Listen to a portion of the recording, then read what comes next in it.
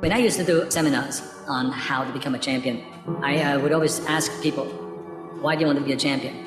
Or what do you want to accomplish? Why are you training?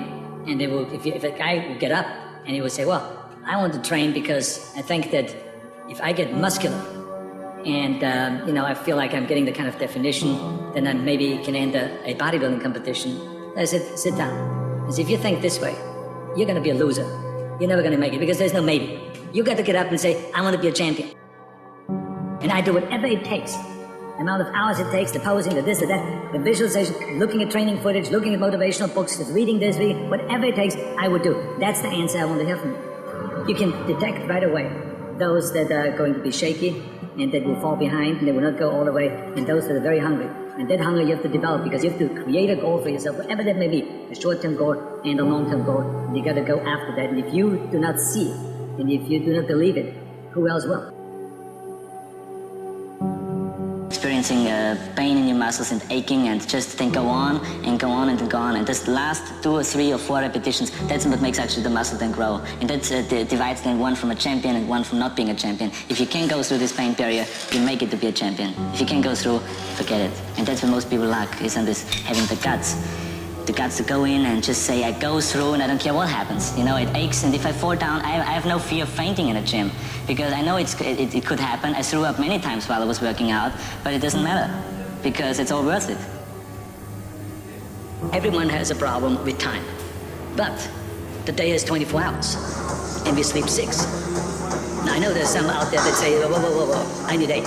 Well, I say just sleep a little faster, because the bottom line is we have 6 hours of sleep, 24 hours are available, so you have 18 hours now available to your work, your family, your hobbies, and also to learn something new or to do something new, which could easily be that you want to learn a new language, or that you want to read as a New Year's resolution, have to read a book every week, or you say, I'm going to go and reshape my body. So you're going to go and take this hour out of your schedule and say, I'm going to train an hour every day. So this is, for most people, a huge challenge, but it is totally doable, I can tell them, because the kind of things that I did when I came to this country, I went to school, I was working in construction, I was working out my 5 hours a day, I was taking acting classes from 8 o'clock at night to 12 midnight, I was doing all of those things. I wanted to make sure that out of the 24 hours of the day, that I don't waste one single hour. Those hours were too precious. And so there I just want to tell people, don't give me this thing, I have a difficult time with the time, and I don't have time for this, and I don't have that. You have time, you make the time. I had this need of coming to America. When I started learning about America at the age of 10, and we got geography lessons and learned about America and about and saw the first photographs. I remember there's photos in the textbook, but also in Super 8mm film footage that they showed in the classroom, about the Golden Gate Bridge and the Empire State Building and the 6-lane highways and all this. I said, what am I doing here in Austria with these little roads? I want to go over there and I want to be part of the big deal.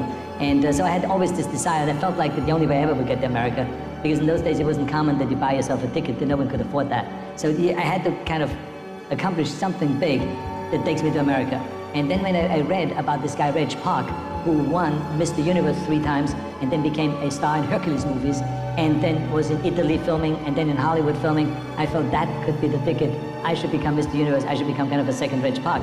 Of course, no one really bought into that. My parents thought that was totally insane. And but I think that my parents really thought that there was something terribly wrong of being that driven. Because I would come home at lunchtime, and then instead of having lunch, I would do 200 sit-ups. And then at night, I would go to the stadium, and I would be lifting weights. I would come home at 10 o'clock at night, and I would be continually lifting weights. So it was like one of this insanity. In the military, I would continue lifting weights. No matter how the training was and how tough the basic training was, I would always then lift weights afterwards. I think it's the most important thing that we have a very clear vision of where we go. A goal, where do we go? Because you can have the best ship in the world. You can have the best cruise liner, but if the captain does not know where to go, that ship will drift around the world and out there at sea and will never end up anywhere. And this is exactly the way it is in real life. If you don't have a goal, if you don't have a vision, you just drift around and you're not going to be happy. This is why it is so important to have that vision. Now, I created that vision in Austria because I grew up after the Second World War. Austria, right along with Germany, lost the Second World War. And the problem was that everyone was so depressed because they lost the war, that there was alcoholism everywhere. There was, of course, depression. There was a terrible economic situation. There was famine. There was starvation and all of those things. And also it was kind of a little place and narrow. I felt kind of, I wanted to get out of there. I wanted to escape. And I couldn't see myself really to work there and to stay there, to work in a factory or to work on a farm or even to follow my father's footsteps and to become a police officer. I couldn't see that either. As a matter of fact, that's what my parents wanted me to do. But that's not what I saw. This was the vision of my parents, but not mine. You got to work your butt off.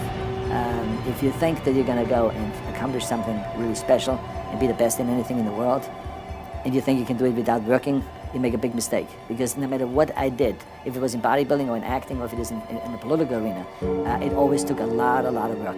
And you got to put out, and you got to, sometimes make a lot of sacrifices. Notice, if you're not willing to work hard, forget about it. So there's another rule that is very important. Don't be afraid to fail. Because if you're afraid to fail, then you're always holding yourself back because you're afraid that if you go all out, you may fail. Well, in weightlifting, we learned that very quickly. The only way you could break a record is if you're willing to fail. That's when you put on more weight, you try it, sometimes you will not be able to lift it, which has happened to me many times, but eventually, when you train hard enough, you will lift it. So don't be afraid to fail. I mean, how far can you fall?